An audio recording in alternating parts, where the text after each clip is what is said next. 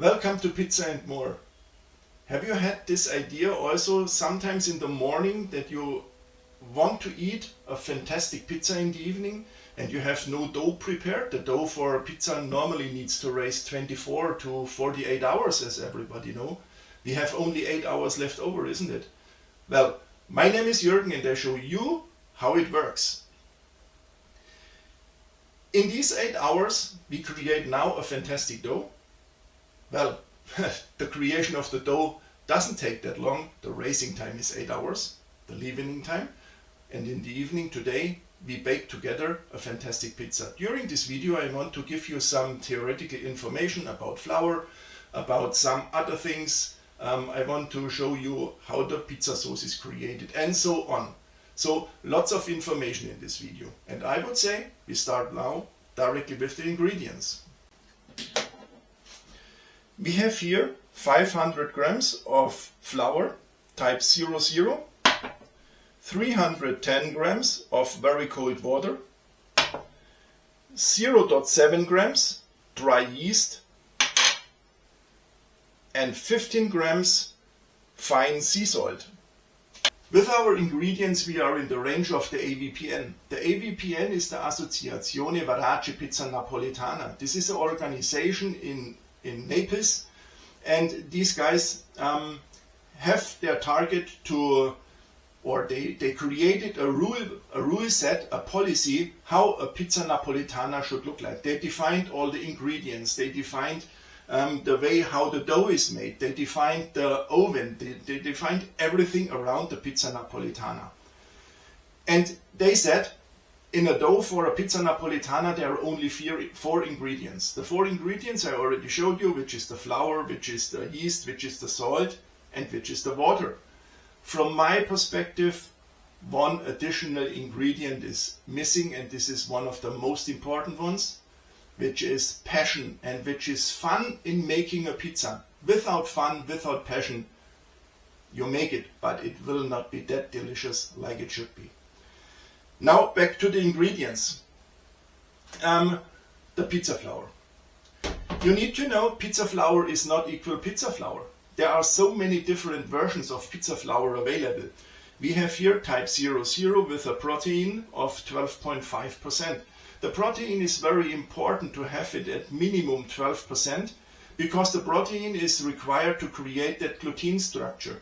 And the stronger the gluten structure is, the more water the dough can keep, and all the air, all the gas which is produced during the leavening time, during the fermentation, will also be kept in the dough, which makes our dough afterwards fluffy and super delicious. The next factor we have which is absolutely important for a pizza flour, is the W value. The W value tells us how strong the gluten structure is and over which period of time the gluten structure stays before it gets weak again. Think if we would have now a pizza flour with a very high W value, around 350, 380 or so, then this is a flour which is possible, or with this flour it's possible to let the dough for 48 or 96 hours or so raise. And after this time the gluten structure gets lower and lower and lower. If we would use such a flour right now for an 8 hours pizza dough, when we eat in the evening the pizza, it would be a bit like a chewing gum. It's not that the nice feeling in your mouth while eating as with a proper pizza flour. And the pizza flour we use today has a W value of 260 or 270, which is absolutely in the right range, so that we have the right feeling when we eat tonight our pizza. And now I would say let's start with creating the dough. As first we take now the water, pour it into our machine. The next what we add is the flour and the yeast. We will add the salt later, let's say in around 5 minutes. it's not recommended to bring the salt and the yeast in a direct contact. If the yeast is in direct contact with the salt would damage the activity of the yeast, and this is nothing what we want. We want that our yeast is able to work, that our yeast makes a nice fermentation of the dough. So we add our salt simply a bit later. If you make your pizza in a normal kitchen oven, then you have to add now additional 5 grams of olive oil and 5 grams of honey. The olive oil is required in a kitchen oven to protect the dough from drying out. Because you need to know, in the kitchen oven a pizza takes around 5 to 8 minutes, and in a pizza oven it takes only 1 minute, 1.5 minutes. And during this long time in the kitchen oven the pizza would get dry, and that's the reason why we add some olive oil to protect the dough from drying out. And the honey or even sugar is used that the dough gets a nicer color. The crust is afterwards more colorful in the kitchen oven. In a pizza oven you don't need olive oil, you don't need honey. If you want, you can add olive oil as well, because it's a bit of taste. Some people like the taste of the olive oil, so it doesn't matter. You can add some olive oil, you also can add honey if you want, but it's not necessary. We start now kneading for around 5 minutes at the lowest speed. After 5 minutes we add our sea salt, and then we can also increase the speed of the kitchen machine. The total kneading time will be around 20 minutes. When we think the dough is ready kneaded, then we make the window test, and if this works then the dough is properly kneaded and we can take it out.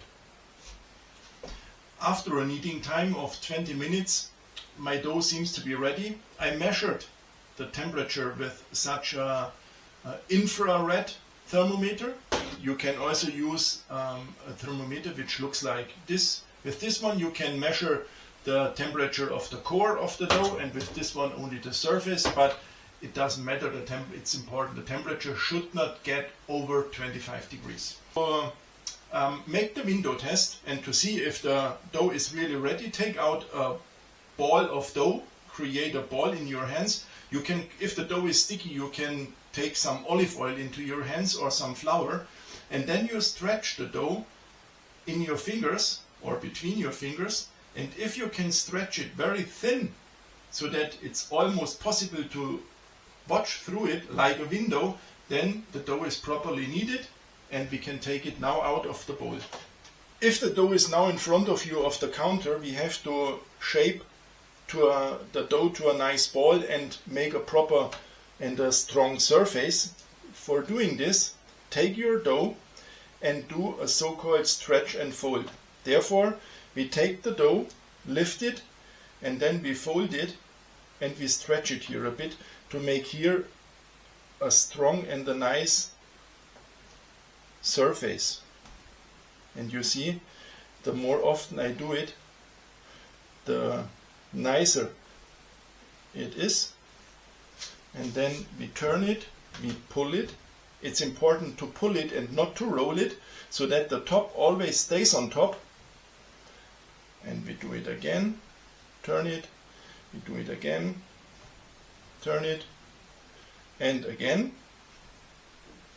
And then, if the dough is nice and strong, it's possible to take some olive oil and cover the dough with olive oil. It's not required, but you can do it. And then we protect the dough from air, and otherwise the surface of the dough would get dried. And now we let the dough rest for around 30 minutes. After the 30 minutes we shape the dough balls, the so-called panetti, and then we let it rise for 8 hours. In the time between you can prepare your cheese, your mozzarella. If you have mozzarella which is in such a bag in salt water, you have to drain this mozzarella, which means you cut the mozzarella into sticks like French fries, and you put it into a sieve, and then you put it back into the fridge until you need it, so for 5, 6, 7 hours or maybe a bit longer. Then all the water, all the liquid which is inside of this mozzarella cheese can drain out, and afterwards we do not have such a soggy pizza, because this is not that nice if the pizza is too soggy, and so we have a more dry cheese, and this is more fantastic. The dough had now time to rest for 30 minutes at room temperature, and now it's time to shape the dough balls, or the so-called panetti. Now we divide the dough ball. I use here a kitchen balance. For the normal Neapolitan pizza, the dough ball needs to have a weight of around 280 to 290 grams. It's easier to do it with the balance. You can also simply divide the dough by 3. This will also work, but it's easier if you use a balance. There are right now 3 different possibilities to shape the dough balls. The first one is you keep the side of the ball of the dough, what was during the leavening time, on top, directly on top, and then with your fingers you push all the rest of the dough underneath and here, so you push everything to the bottom, and then you can see how the surface and how the structure of the dough gets very, like a skin. It's really absolutely smooth. You can take these 2 fingers and also push with the others always the dough between your fingers, and then you have also the possibility to shape the ball. This was number 1. Number 2 is that you keep this upper side, but now to the bottom, and you stretch it and fold it back to the center. You stretch it and fold it back to the center. Stretch it, and this do around the circle. And then flip it around again, and you can see it's nice structured already. Then you can turn it several times, and then with your little fingers go under the dough and pull the dough. Don't roll it, simply pull it, and then you can see how it's structured, how strong it gets on top. And then this was the second way how to shape a dough ball. And the third is what we saw earlier already with the big ball, the so-called stretch and fold functionality or procedure. You take it, you put it back to the counter, and then you fold it, and then you stretch it here to the left and to the right. And then again the same from the other side. And you see this side stays always on top. And now we also have a nice structured dough ball. And then the same as we did with the dough ball before, we turn it and we pull it. We turn it and we pull it, and then we take it back into the box. In this dough ball box you see now these 3 dough balls. You will see after the leavening time the dough will not raise into the height, it will raise, or it will get flat. But this is total normal because there is enough space in this box. We could use even a smaller box, then this would not happen. We could separate the box or whatever, but it doesn't matter even if dough balls are flatter afterwards. It will taste exactly the same. It's not necessary to put here some olive oil on the bottom or to put semolina or flour onto the bottom. It's absolutely not necessary. You also can use smaller bowls where only one dough ball has space, and here you have to put some olive oil in, put the dough ball in, close the lid, and then when you will shape the pizza you only have to flip it around and then the dough ball falls out. It's now necessary to cover the dough, otherwise the dough would dry out. Our dough balls can rest at room temperature for around 8 hours. Hello and welcome back. If you like my video, it would be now time to press the like button. Thank you very much. Now to the tomato sauce. I'm personally a fan of San Marzano tomatoes, but of course you can use each other tomato as well. Use which tomato ever you like. What I can't recommend are the super cheap tomatoes from the discounter. Now let's come to the tomato sauce. There are tons of different versions of tomatoes available on the market. I'm a fan of San Marzano tomatoes. These are tomatoes from Italy, but you also can use each other tomato sort, whatever you want, whatever you like. It depends always on your taste. Now let's see how the tomatoes are made. I already put the tomatoes out of the can into this plate, and now I show you what we do with the tomatoes. You see, my San Marzano tomatoes are in pieces. So this is one whole tomato, and I destroy the tomato, or I tear the tomato now with my fingers. This is nice because afterwards we have such small tomato pieces in our tomato sauce, which I personally like, and we shouldn't destroy the seed in the tomatoes, because if we would use a mixer or something like this, the seed would be destroyed and we would have a kind of a bitter taste, which is also not that nice, isn't it? So, and we do this now for the whole tomato, for all tomatoes. And if you see, you have here some pieces of the tomato which are not that nice. It's easy to get them out. Now I'm ready with mashing the tomatoes. I already cleaned my fingers. And the only ingredient what we need right now for our pizza is 5 grams of sea salt. We mix this up and the tomato sauce is done. It's also possible to add here a few leaves of fresh basil, but the fresh basil is added to the pizza afterwards, and the same counts for olive oil. We also could add around about 5 grams of olive oil to our tomatoes, but also olive oil is put afterwards onto the pizza, so it's not really necessary. You can do it, but it's not necessary. In one can of tomatoes are around about 400 grams, which means the one can lasts for 4 pizza. Now everything is prepared that we are able to bake the pizza. Our dough had a leavening time of around about 8 hours. Our tomatoes are prepared, everything else is also prepared.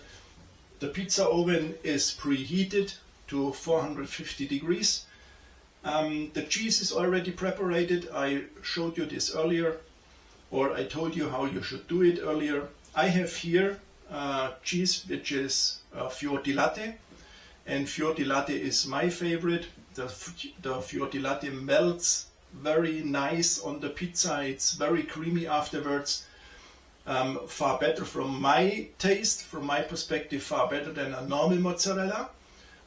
Mozzarella di bufala, so from buffaloes, is also an absolutely great cheese with a bit more taste than fior di latte. But the cheese is really something of your own taste. You can use what cheese ever you want. It's up to you. You also could use any other kind of cheese. The only thing what I wouldn't recommend is if you buy already grated cheese, because if you buy the cheese which is already grated, there is lots of starch inside of the bag to protect the small pieces of the cheese to stick to each other, so to stick together.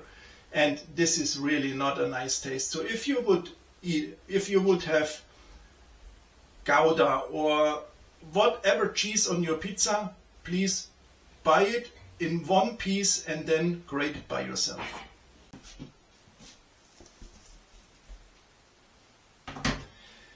So I'm absolutely happy how the dough balls look like, and it is not that, as I thought, that the dough gets so far into the empty space. It is absolutely okay. To take the dough out, we take some semolina and put it over the dough ball, which we want to take out, and there where the dough or the dough ball is attached to another dough ball. Then we take a spatula and release the dough from the sides and where the dough is attached to the other ball. Then we take some semolina again and we go under the dough ball and lift it out. And then we put it into our semolina. Now it's important to close the box again, because otherwise there is a risk that the dough gets dry in the meantime when we prepare our pizza.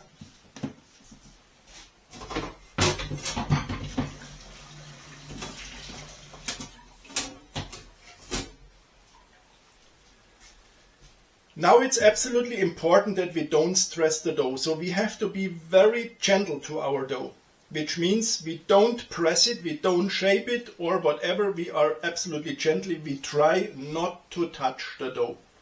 We flip the dough 2 times around in the semolina, we take the semolina away, and then you see this dough ball is now not round.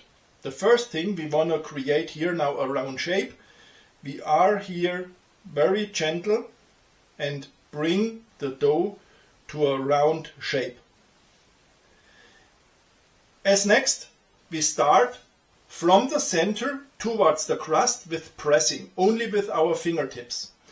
We start here pressing towards the crust and we let around 1.5 centimeters of crust free.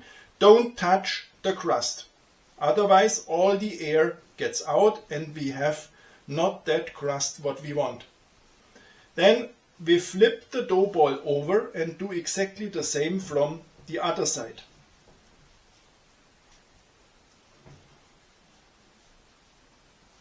Then we flip it again and we repeat this step until the pizza has a proper size. The size of the pizza will now not be the final one, because the final size of the pizza will be then created when the pizza is on the peel.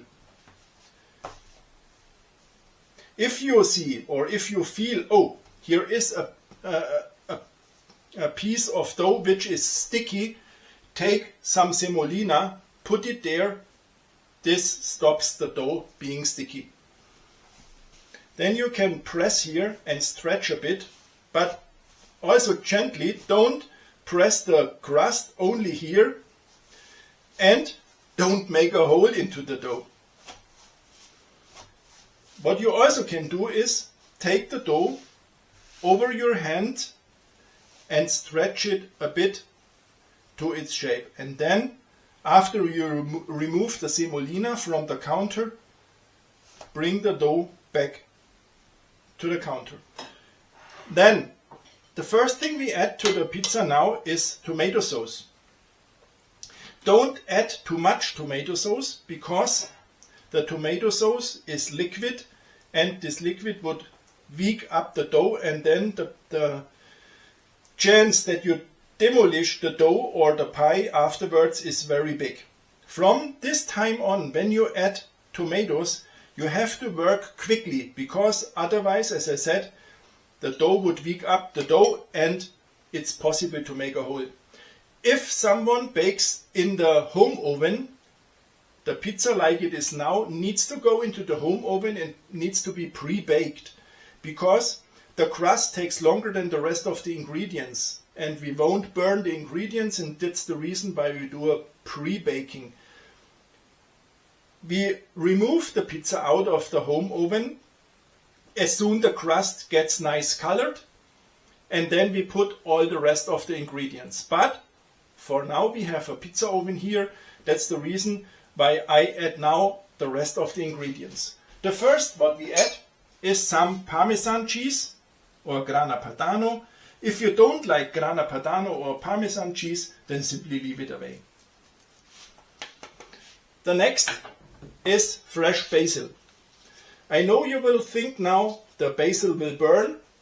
Well, yes, it will not burn, it will get a bit colored, and this is exactly what the AVPN, so the Associazione Verace Pizza Napoletana, states in his rules.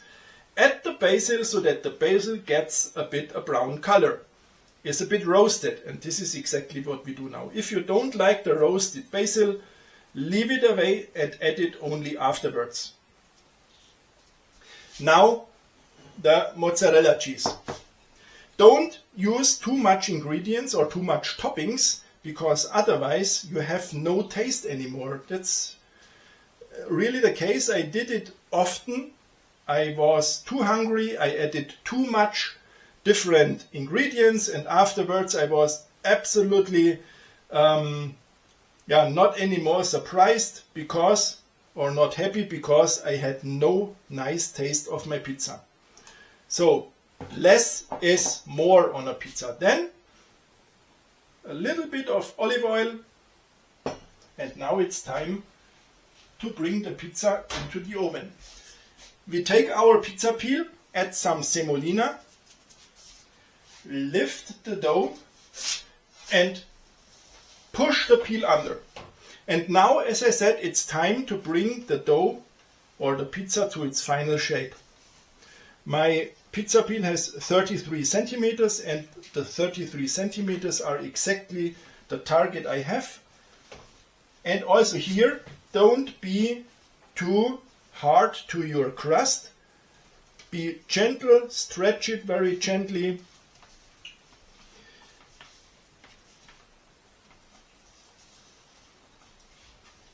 And then if you see now some empty spaces where nothing is anymore, it doesn't matter.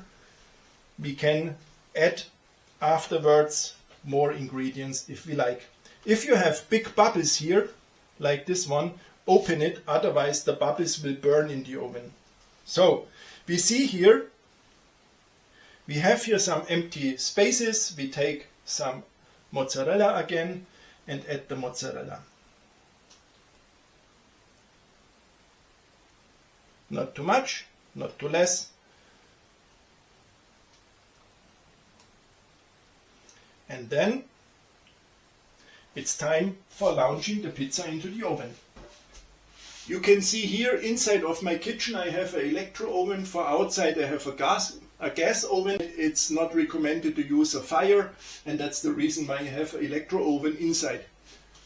I'm absolutely happy about this oven. If you want to need more, or if you want to have more information to this oven, please write it into the comments and I will answer all your questions.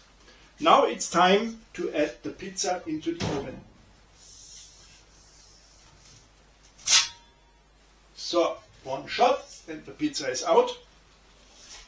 The pizza is in, sorry. I use a different peel to remove the pizza. The reason is that if you would use the same peel and the peel gets warm when you remove the pizza out of the oven, then there is the possibility that the next pizza sticks on the peel, and then you have a big problem if it sticks.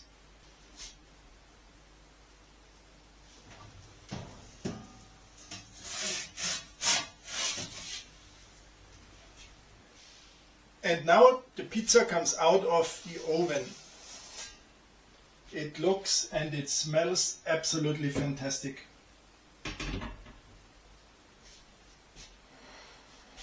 Let's cut the pizza. Oh, it's nice and crispy. And look here, can you see how nice the dough is? And this after only 8 hours leavening time. Fantastic. How is the bottom? Super well done. And now, hard to wait, but I don't have to wait anymore. I can cut the pizza now and I taste it to see how it tastes. I have here one piece. Wow, this cheese is fantastically melted. Let's take the first bite from the center. Oh, it's hot.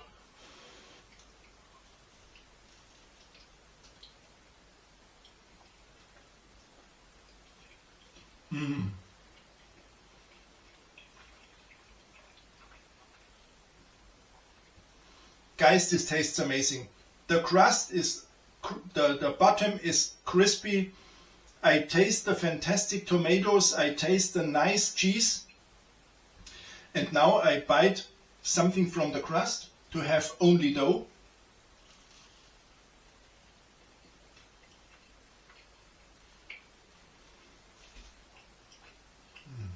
Yeah guys, what should I say? It's a fantastic success, and this after only 8 hours. Wow, absolutely great. If you like this video, if you like my video, then I would be super happy if you would subscribe my channel, because I have lots of different other ideas for pizza and so on, because it's pizza and more, which I will make videos from in the next upcoming weeks. Thank you very much guys, and see you soon. Ciao.